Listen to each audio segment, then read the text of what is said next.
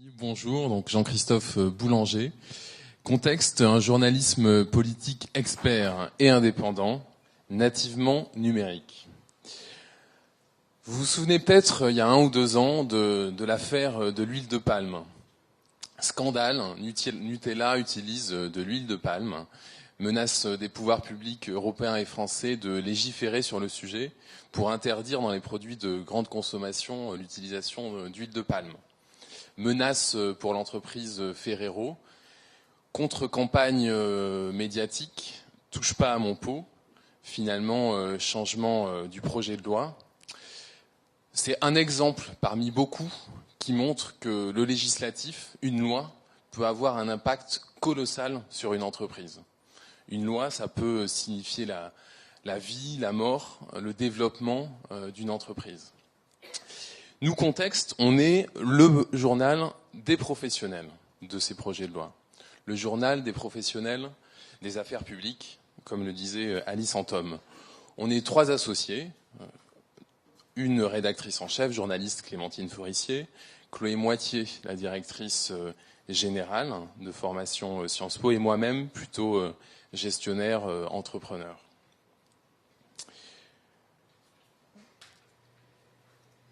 Alors, on a voulu, avec Contexte, je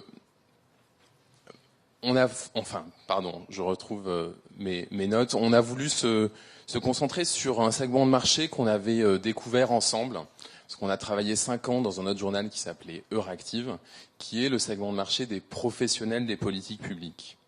On a voulu changer 2 choses par rapport à Euractiv. D'abord, passer à un modèle payant, et faire ce pari de faire payer son journal par ses lecteurs, et ensuite élargir le périmètre, non seulement aux affaires européennes, comme vous le disiez, mais aussi aux affaires politiques françaises.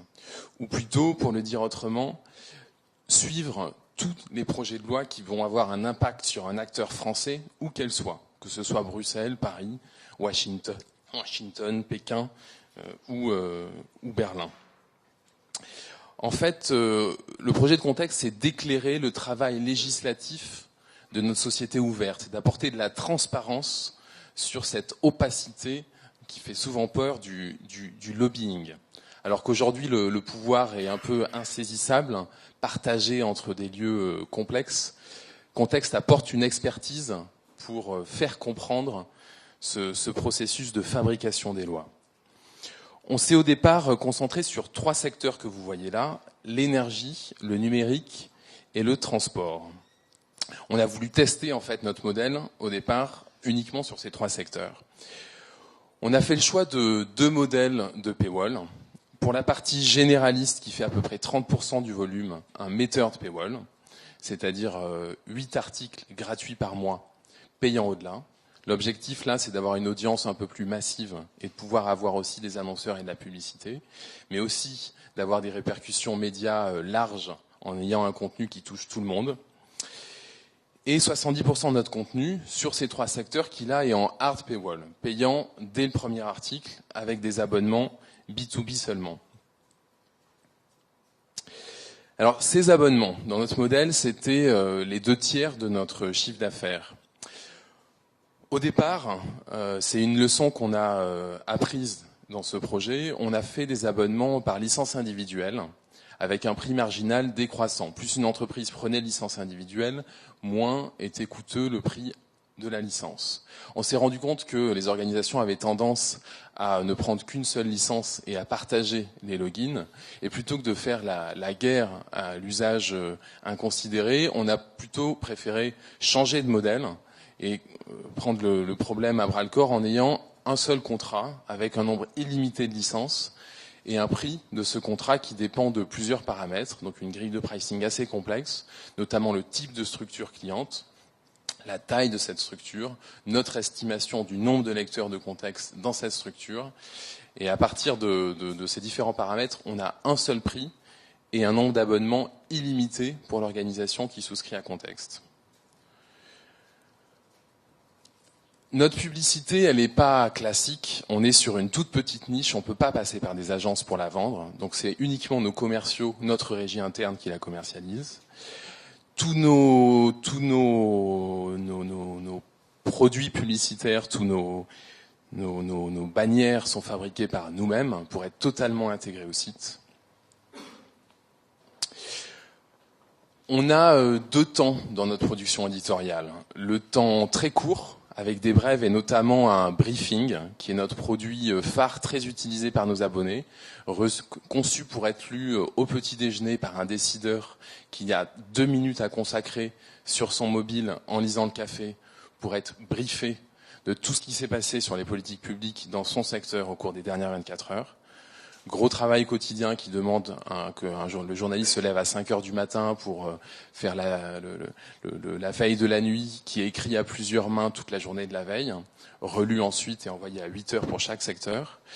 Ça, c'est le temps court, mais on a aussi le temps long, où on écrit que quand on a quelque chose d'exclusif. Du coup, pas d'obligation de nombre d'articles, surtout par journaliste, pas de suivi de cette métrique. Mais notre métier, c'est pas simplement les articles, c'est l'information. Et donc on a aussi créé une base de données, notre première base de données qui recense toutes les prises de position des lobbies et les classes par sujet, par projet de loi, qui est pour l'instant gratuitement accessible, encore en version bêta, et on réfléchit aux façons de la monétiser dans l'abonnement. Notre projet auprès du FIMP, c'était ce passage en payant, puisqu'au tout départ, Contexte s'est lancé en gratuit. On est passé en payant quelques mois après le lancement. Le projet est maintenant clôturé. La fin de la période d'exploitation, c'était septembre 2014. Alors, quel premier bilan tiré ? Voici les chiffres de nos ventes à fin février 2015, depuis la création de Contexte. On est, je vous disais, notre objectif initial, c'était 2/3 des ventes en abonnement. On est assez proche de ça, 55%. Un quart en publicité. Ce qui est intéressant surtout, c'est l'évolution de notre mix de ventes. Et vous voyez en bas l'abonnement qui grossit chaque mois. Et on voit là bien la solidité de ce modèle d'abonnement, la prévisibilité extrêmement rassurante qui permet d'investir en prévoyant l'avenir. Nos abonnés, c'est 3/4 dans le monde du privé, des entreprises, des fédérations, des syndicats, des ONG, et 1/4 dans le monde du public. C'est tout type de structure. C'est 2/3 en France, 1/3 dans le reste du monde, notamment en Europe, à Bruxelles. Aujourd'hui, on est 14 personnes, 14 CDI à Contexte. Et on a dépassé nos objectifs initiaux de vente, et donc on est dans une stratégie de croissance assez forte, en embauchant 6 personnes sur l'année 2015 et en lançant de nouveaux secteurs. Merci beaucoup Jean-Christophe. Donc si vous avez des questions, encore une fois, n'hésitez pas. Moi j'en ai quelques-unes. Comment vous allez faire donc sur ce public qui est un mix de décideurs publics-privés face à la concurrence d'un gros poisson qui arrive là en ce moment qui s'appelle Politico et qui a décidé de faire main basse sur l'Europe et qui ont, comparé à vous, pardon de vous le dire, mais c'est vrai, l'expertise est déjà une expérience un petit peu plus longue. Alors comment vous allez faire pour remporter le pompon? L'arrivée de Politico en Europe, c'est fabuleux pour nous. C'est la validation de l'existence de notre marché. C'est-à-dire qu'on Ça veut dire que cette audience de niche, elle devient un petit peu moins niche puisque vous êtes déjà 2 sur le créneau. C'est aussi un pouvoir d'évangélisation très fort. L'existence de Politico va faire comprendre à tout le monde qu'il y a un modèle de presse spécialisé, professionnel sur les politiques publiques, et c'est beaucoup plus facile de convaincre à 2 et avec les forces de frappe d'un gros concurrent de l'existence de notre produit. Donc il suffit ensuite de profiter de leur publicité pour être meilleur dans nos produits qu'eux, effectivement, et on est assez confiant là-dessus. Ouais. L'autre handicap que vous pourriez avoir, c'est qu'a priori, quand on se dit « Oh là là, un site qui va me parler des institutions européennes, voilà, ça me paraît un petit peu parfois lourd, même au petit déjeuner. » Comment on fait pour rendre ce sujet sexy ? Alors nous, on parle vraiment pas d'Europe, hein. On est un journal des professionnels des politiques. On parle essentiellement de politique française, en fait, mais aussi d'Europe. On vient de là, effectivement, avec Euractiv. L'Europe, ça ennuie tout le monde, et pour des raisons très légitimes, de la même façon que les Américains sont très ennuyés de ce qui se passe à Washington. Par contre, les professionnels des affaires publiques dans les entreprises sont bien conscients du pouvoir de l'échelon européen. En même temps, sont bien conscients de la complexité. Ils ont du mal à comprendre.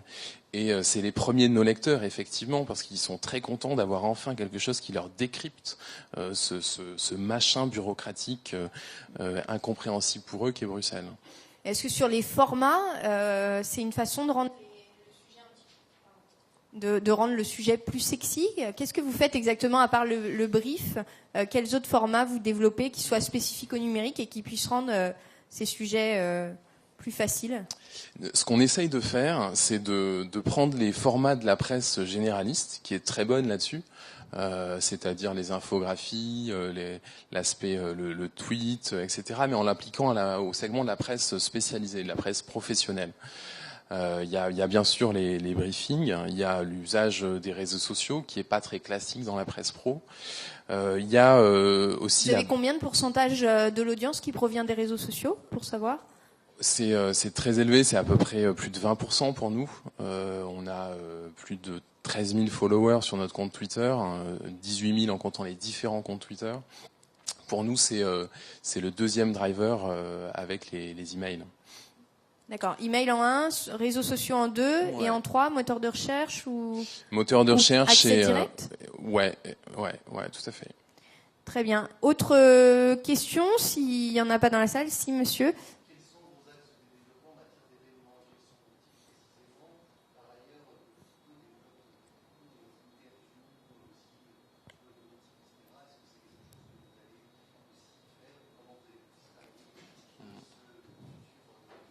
Je répète juste pour nos amis qui suivent sur le live stream, donc vos axes de développement à venir et la comparaison avec les interviews de Politico. Est-ce que vous allez développer ce genre de format? Alors nous, on cherche absolument pas à se distinguer de Politico. On est différent de Politico. Ce sera peut-être à Politico de se distinguer de nous. Alors, je parais très prétentieux en disant ça, mais on n'est absolument pas obsédé ou on regarde ce que fait Politico. Nous, on a un format sur les événements qui est notre club abonné, qui fonctionne très bien. C'est-à-dire qu'on invite nos abonnés 1 à 2 fois par mois à Paris ou à Bruxelles à des discussions, des sortes d'interviews live par un de nos journalistes d'une personnalité politique. En off, l'idée c'est d'avoir de l'information au plus près, dans un format très réactif où si les abonnés peuvent interagir, poser des questions. Ça fonctionne vraiment bien, on pense que c'est un driver assez fort aussi dans l'abonnement.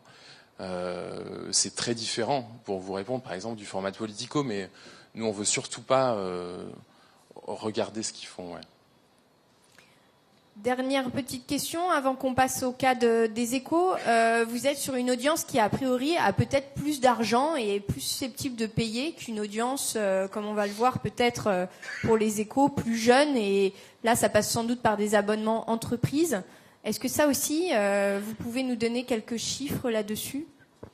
C'est vrai que nos contrats d'abonnement sont entre 1 000 et 70 000 euros par an.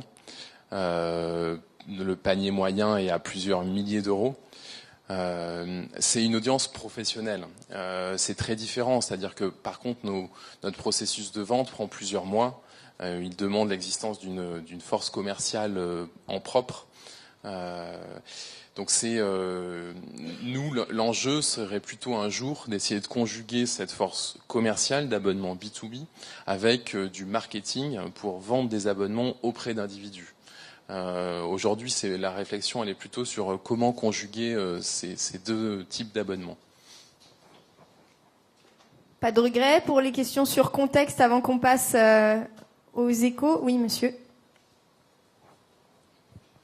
Bonjour. Je voulais avoir un petit retour sur l'évolution des abonnements. Enfin, je trouve ça intéressant, en fait, la réflexion de tout à l'heure sur l'aspect passage à offres multiples, à des offres illimitées. Est-ce que tu as déjà des premiers retours sur les offres illimitées? Enfin, je ne sais pas quand est-ce que vous avez mis ça en place, mais est-ce qu'il y a déjà des premiers retours pour avoir peut-être un bilan de ce changement de stratégie? Ouais, c'est une bonne question. On a mis ça en place en novembre ou décembre 2014, donc à un moment du renouvellement de nos premiers abonnés. Et pour l'instant, on a renouvelé tous ceux à qui on l'a proposé, mais c'est encore un nombre assez restreint, pas encore représentatif. Mais surtout, on a augmenté en moyenne de 40% leur tarif d'abonnement en changeant cette modalité d'abonnement. Et ils étaient satisfaits, c'est-à-dire qu'on leur enlevait un problème. Jusqu'à présent, on leur créait un problème en devant choisir un nombre d'abonnés chez eux. Et du coup, ils se battaient dans les services en disant moi, je veux être abonné à Contexte, pas toi. Mais si on est les deux, il faut demander à notre chef plus d'argent. Alors que là, on leur enlève ce problème. Une fois que le chef a validé le budget, tout le monde peut être abonné. Donc du coup, c'est plutôt paradoxalement une satisfaction qu'on crée chez nos abonnés. Merci beaucoup, Philippe. Justement, sur ça, vous gériez comment les accès? Parce que soit vous le faites par l'adresse IP de l'entreprise, soit vous le faites par les adresses mail des utilisateurs. Vous avez réglé ça comment? On permet les deux, IP pour ceux qui le veulent, mais à ce moment-là, on peut pas comptabiliser le nombre d'abonnés par définition. Tous ceux qui se connectent depuis l'IP peuvent le voir. Pour nous, c'est dommage de pas avoir cette info, et ça permet pas aux clients de recevoir nos briefings parce qu'on n'a pas son email.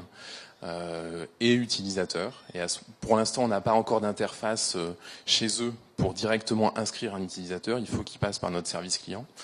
Mais ils ont un interlocuteur chez nous. Il suffit qu'ils envoient un email ou qu'ils appellent pour dire rajouter telle personne. Et c'est fait immédiatement. Merci beaucoup. On va passer à l'exemple du nouveau projet des échos avec Julie Rantis. Ça s'appelle EcoStart. EcoStart parce que c'est pour préparer les étudiants, les jeunes diplômés à rentrer dans la vie active, à leur offrir un start en mauvais français. C'est Julie Rantis qui va vous présenter ce nouveau projet.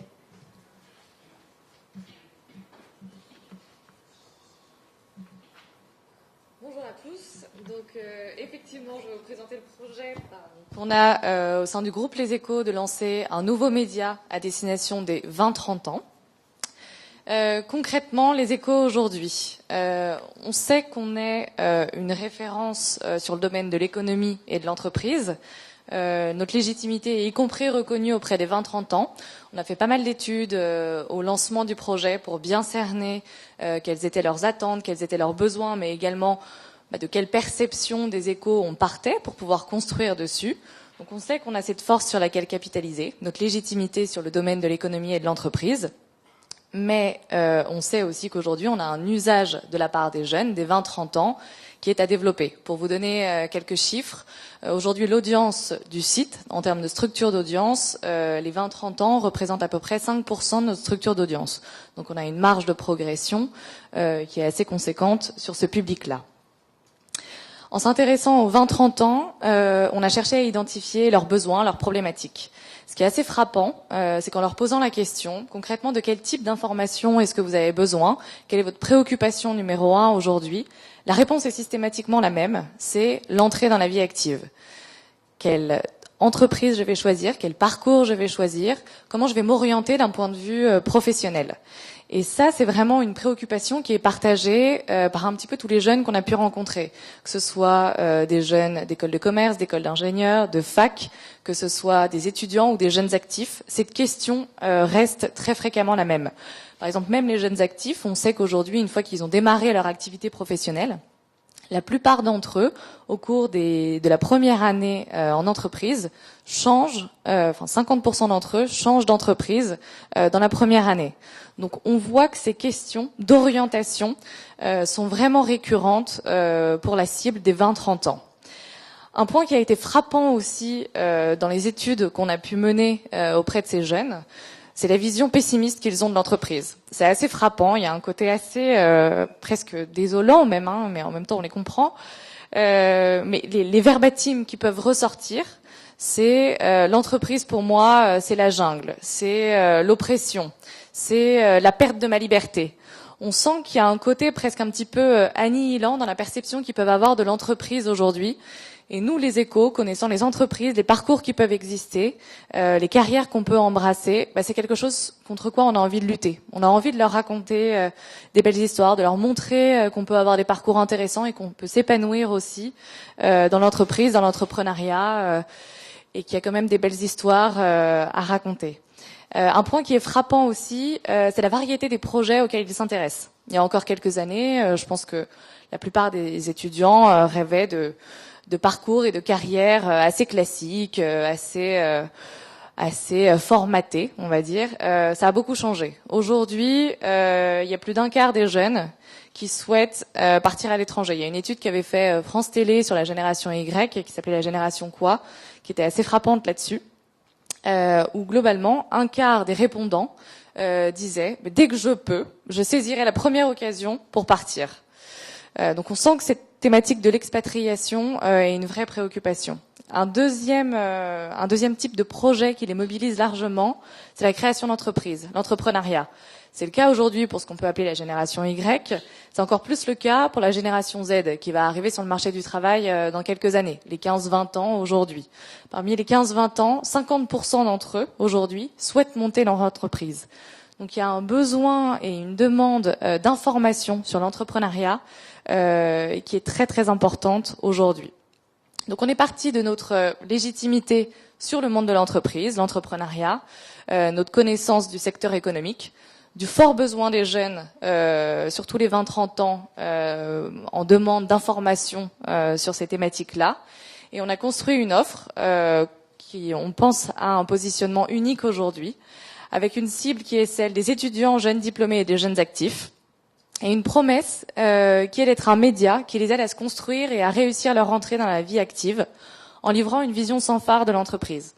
On va leur dire un petit peu ce qui se passe dans les entreprises de l'intérieur, quels sont les métiers qui existent, les opportunités de carrière, quels sont les côtés positifs, les côtés négatifs de certains secteurs, les secteurs qui recrutent, entreprendre, qu'est-ce que c'est, raconter des success stories d'entrepreneurs, partager des conseils pratiques, et surtout en faisant tout ça, on va donner la parole en fait aux jeunes. On va donner la parole aux jeunes salariés, aux stagiaires, aux jeunes entrepreneurs qui vont partager leur expérience avec nos lecteurs. Parce qu'on pense qu'aujourd'hui, et c'est quelque chose qu'on peut découvrir aussi dans les tendances qu'on peut voir dans les médias comme Canal, Vice, etc., les jeunes aujourd'hui donnent beaucoup de crédit à la parole d'autres jeunes qui ont vécu quelque chose et qui leur racontent de manière très transparente. C'est bon voilà, j'ai vécu cette expérience, je vais vous raconter ce que c'est. C'est pas une parole descendante et un petit peu institutionnelle qu'on peut connaître de la part d'experts, de profs. C'est un partage. On anime en quelque sorte cette communauté de jeunes étudiants, de jeunes actifs et de jeunes entrepreneurs. Nos bénéfices, pour nos lecteurs, ce sera d'identifier les parcours qui correspondent à leurs attentes. Il y a une multitude de parcours qui existent aujourd'hui, de secteurs intéressants. On va leur permettre de les découvrir et de se préparer aux premières années de la vie active. Que ce soit de se préparer aux entretiens de recrutement, que ce soit de se préparer aux premiers pas dans la vie active. S'ils sont dans une entreprise, concrètement, comment on va réaliser son premier entretien annuel, comment on va négocier sa première augmentation, à quel moment est-ce qu'il faut envisager un deuxième poste, est-ce que c'est à l'issue de la première, deuxième année, ou est-ce qu'il vaut mieux consolider son expérience pendant quelques années avant d'évoluer. Sur l'entrepreneuriat, il y aura des données très pratiques, avec des guides assez pratiques et des tutoriels potentiellement en vidéo, parce qu'on sait que c'est un format qui est très consommé par cette cible-là, pour allier l'actualité et les outils pratiques, pour leur donner les moyens de réussir et de mener à bien les projets dont on va leur parler. On a identifié 4 grands types de projets que souhaitent embrasser les jeunes aujourd'hui et qu'on va aborder du coup sur notre site. Le premier, évidemment, c'est de rejoindre une entreprise, que ce soit une grande entreprise ou une start-up. De plus en plus de jeunes souhaitent rejoindre des start-up et donc s'intéressent à un petit peu toutes les start-up qui existent pour avoir des expériences en business développement. C'est un bon juste milieu entre rejoindre une grande entreprise et entreprendre. Il y a un état d'esprit entrepreneurial qui les séduit et en même temps un risque qui est peut-être un peu plus limité. Deuxième grande thématique et grand type de projet qui les intéresse, c'est l'entrepreneuriat. Je vous en ai parlé en introduction. qui intéresse de plus en plus de jeunes, ou même si globalement ils embrassent pas forcément ce projet, c'est une thématique d'actualité qui les séduit et sur lesquelles ils souhaitent avoir de l'information. Le troisième pôle, ce sera travailler à l'étranger, où là globalement, à nouveau, je vous le disais en introduction, il y a plus d'un quart des jeunes qui aujourd'hui souhaitent s'expatrier. Donc c'est une thématique qu'il faut qu'on traite. Et le dernier volet, c'est continuer ses études. Est-ce que je refais un master? Est-ce que je fais un MBA? Comment je consolide quelque part ma formation? Ça, c'est vraiment les 4 grands types de projets qu'on a identifiés et qui souhaitent embrasser aujourd'hui. Les maquettes, je vais pas trop revenir dessus parce qu'elles sont vraiment en cours de développement. Pour vous donner une petite idée du planning, c'est un peu la spécificité du projet aujourd'hui. J'aurais dû le dire en introduction, mais l'exercice est un petit peu particulier pour nous, pour les échos. C'est que là, je vous parle d'un projet qui n'existe pas encore, qu'on va lancer à l'automne, comme vous le voyez là sur le planning. Donc ça, c'est les grandes lignes. Je souhaiterais vous en dire un peu plus, mais je vous le dirai sûrement un peu plus à la rentrée pour vous dévoiler un petit peu les aspérités du projet. Là, je vous en donne vraiment les grandes lignes. Sur le planning, donc on a commencé les développements en décembre dernier, donc on pense les achever cet été et lancer le site. Qui sera un site en responsive design. Donc c'est le premier site en responsive design qu'on va développer au sein du groupe Les Échos. Donc c'est une première expérience pour nous qui mobilise des compétences nouvelles et qui par ailleurs nécessite des temps de développement un peu plus longs puisque forcément faut maqueter un petit peu tous les pages pour tous les types de supports. On accompagnera ce site en responsive design d'un cahier print. On aura 2 éditions en 2015 pour travailler la notoriété, la légitimité de notre offre. Et le print, on sait, reste encore un moyen d'installer une offre. Donc on aura 2 éditions papier en 2015, mais c'est une offre qui sera quand même essentiellement digitale avec un site en responsive, donc pour s'adapter aux usages sur le mobile. Enfin, peut-être pour conclure, je voudrais vous rappeler les objectifs, partager avec vous les objectifs qu'on se fixe avec ce projet au sein du groupe Les Échos. Le premier, vous l'avez sans doute compris, c'est de créer un réflexe de consommation Les Échos chez nos abonnés de demain. C'est développer l'usage chez les jeunes aujourd'hui pour que demain, ils aient le réflexe Les Échos et ils s'abonnent et ce soient des lecteurs fidèles. Donc on a préféré cibler les 20-30 ans, je vous le disais en introduction, parce qu'on a une forte légitimité sur la préoccupation qui les intéresse en priorité, la vie active, et aussi parce qu'on pense que demain, ce sera plus facile de les convertir en abonnés et en lecteurs fidèles des Échos. Le deuxième objectif de ce projet, c'est notre marque. On pense qu'avec ce projet, en ayant un ton innovant, un ton moderne, un angle très communautaire, et en développant un nouveau site avec des fonctionnalités techniques assez innovantes, on va permettre de moderniser l'image des Échos auprès des jeunes, bien sûr, mais également auprès de son public traditionnel. Enfin, le dernier objectif, c'est celui de la publicité, puisque ça va nous permettre de conserver nos annonceurs captifs sur les budgets jeunes. Vous savez, vous l'imaginez sans doute, les premiers annonceurs des Échos aujourd'hui, c'est le secteur des banques, des assurances. Aujourd'hui, pour les campagnes, par exemple, destinées au premier emprunt, à la première assurance, ils sont peu aux Échos. En général, ils se tournent vers d'autres médias. Ça nous permettrait de conserver, du coup, avec ce site, nos annonceurs captifs, et par ailleurs de se développer auprès de nouveaux annonceurs qui ciblent des jeunes. Un petit point sur le modèle économique. Notre marché aujourd'hui, on l'estime à 2,6 millions avec un S de 20 à 30 ans avec un bac plus 3, mais également 2 millions de prescripteurs qui encadrent ces jeunes, que ce soit les parents, les profs, qui globalement les aident à s'orienter. On estime notre potentiel d'audience entre 500 et 800 000 VU par mois. Et notre modèle économique, concrètement, on s'est adapté aux usages, là encore, de la cible jeune. On sait que c'est quand même très compliqué aujourd'hui de les faire payer. Et en tout cas, on cherche d'abord à installer un usage avant d'envisager une éventuelle évolution de ce modèle-là. Donc le premier axe de monétisation, ce sera la publicité traditionnelle, entre guillemets, la publicité data. On en a parlé tout à l'heure à la conférence précédente en créant des clusters assez spécifiques sur des cibles jeunes et du brand content, puisqu'il y a beaucoup d'entreprises aujourd'hui qui souhaitent travailler leur marque employeur et qui souhaitent communiquer en racontant des histoires et en travaillant l'attractivité de leur marque, en développant leur attractivité auprès des talents. Le deuxième pôle de monétisation, ce sera le hors-média. On voudrait développer des cycles de conférences et des prix, des trophées, parce que ça c'est quelque chose qu'on a vraiment découvert aussi au travers des études, c'est que certes c'est une cible qui est ultra connectée, ultra digitale, mais qui a aussi besoin d'événements physiques et de rencontres avec des jeunes pour partager, mais aussi avec des gens des entreprises qui travaillent et qui vont leur raconter leur métier. Il y a un besoin de réincarner quelque part aussi cette relation en parallèle de la relation digitale. Et enfin, Grid. Grid, c'est une application mobile qu'on a lancée aux Échos qui agrège des flux d'une entreprise et des flux d'actualité, et qu'on souhaiterait développer aussi dans les écoles pour permettre aux écoles d'équiper leurs étudiants d'actualité de l'école, mais également d'actualité des entreprises pour pouvoir suivre un petit peu tous ces éléments-là. Voilà globalement pour terminer sur le modèle économique et sur le projet. Je vous remercie. Merci beaucoup Julie Ranty pour ce projet Les EcoStart. Une question un peu simple, mais tous les médias, et on le comprend très bien, veulent rajeunir leur audience et donc s'adresser à la cible des jeunes. Tout le monde l'a fait. Je pense aussi à l'exemple du Monde qui avait lancé Le Poste, et je pourrais en citer 1000, des exemples comme ça. Évidemment, pour vous, c'est important puisqu'il faut moderniser et rajeunir votre audience, sinon vous allez vieillir avec votre audience. Donc, encore une fois, on comprend bien l'objectif, sauf d'après les expériences passées, on n'y arrive jamais. On ne sait pas comment s'adresser à une audience jeune. Je reprends l'exemple du Poste, mais finalement, l'audience était beaucoup plus âgée que ce qu'il comptait au départ. Donc, est-ce que vous vous trompez pas, là, de niche? Comment les Échos, qui est plutôt un modèle traditionnel, va faire pour réussir là où tous les autres ont échoué sur la cible jeune? C'est en adaptant notre offre quelque part. Là, l'idée, c'est pas de garder notre offre actuelle et d'aller chercher à conquérir les jeunes. C'est en développant vraiment un nouveau site avec une promesse qui correspond à leurs besoins. On les a interrogés. Les 20-30 ans, leur préoccupation numéro 1, c'est de comprendre l'entreprise, comprendre l'économie, comprendre l'entrepreneuriat. Et là, on pense qu'on peut leur apporter des réponses.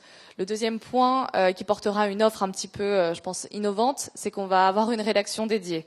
Ce sera une nouvelle rédaction qui, du coup, partira un petit peu d'une page blanche pour justement sortir un petit peu du cadre et proposer une information et un traitement totalement innovant qui colle aux attentes de cette cible. Donc des profils plutôt très jeunes, très digitaux, comme on a pu le faire dans l'expérience qu'on a développée l'an dernier avec les Écolives et dont on est très satisfait aujourd'hui.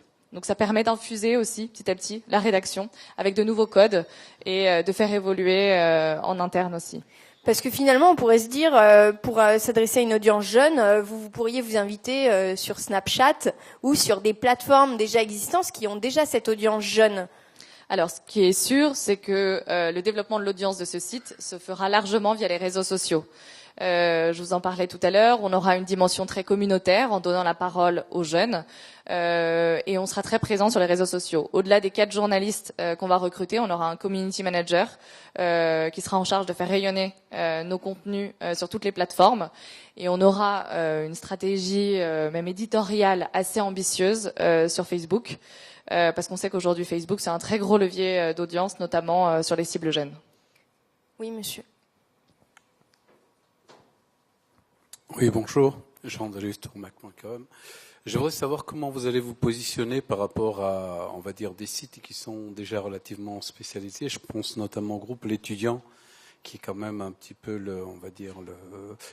comment vous allez faire pour vous distinguer et apporter une plus-value par rapport à ce qui est déjà une offre relativement importante? Alors la première promesse, je pense, du groupe L'Étudiant et de la plupart des concurrents qui sont positionnés sur les jeunes, c'est d'être positionnés sur l'orientation scolaire, choisir sa formation. Nous, on a choisi de se concentrer sur le niveau d'après, les 20-30 ans, donc qui ont déjà choisi leur premier niveau de formation, et on est plutôt sur l'orientation professionnelle. 1, parce que c'est notre légitimité, et 2, parce que c'est un axe fort, on pense, de différenciation.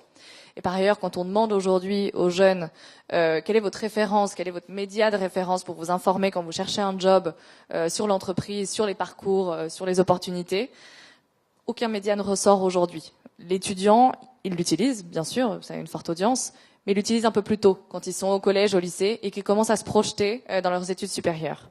Donc on pense qu'il y a une vraie place à prendre sur l'orientation professionnelle et que ce sera un axe de différenciation pour nous, sur lequel par ailleurs on est fortement légitime. Oui, bonjour, Jacques Rosselin, la Tribune.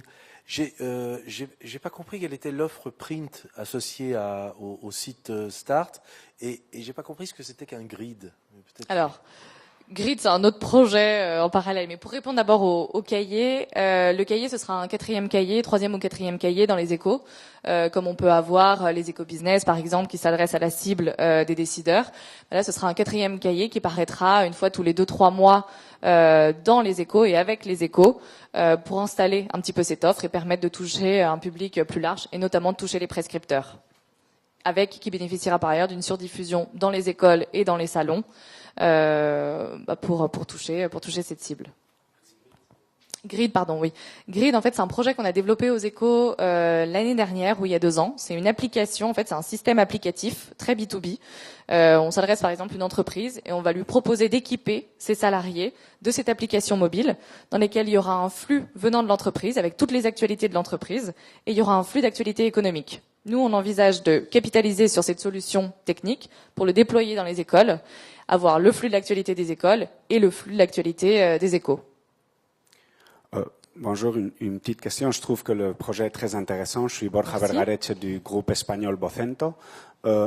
Ces 4 journalistes, le community manager, est-ce que vous avez réfléchi à la typologie des contenus qu'ils vont faire? Est-ce qu'il s'agira de nouvelles classiques, de listes à la BuzzFeed, disons? Est-ce que vous allez vraiment intégrer le mur social, la conversation sociale dans chaque pièce de contenu? Merci. Oui, merci.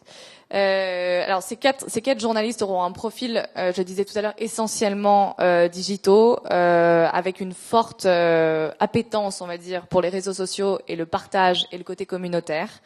Il y aura une intégration effectivement des contributions des jeunes sur le site, sur ce nouveau site, par 2 biais. Un, par la possibilité de partager et de réagir directement sur le site, mais aussi via la possibilité d'envoyer directement à la rédaction de ce projet des contributions libres. Avoir un petit côté un petit peu blog et contributeur détachés, notamment dans les écoles ou dans les entreprises, qui témoignent en temps réel sur les entreprises et qui seront repris directement sur le site. Là encore, ça va dans l'esprit de on donne la parole aux jeunes pour qu'ils racontent leurs propres expériences. Oui, Valérie Arnoul de Wanifra. J'ai l'impression que vous allez sur le terrain de sites comme Cadre Emploi ou Région Job, enfin des sites qui aident aussi les gens dans leur orientation, qui font plus que de l'annonce classée, qui font aussi de l'accompagnement.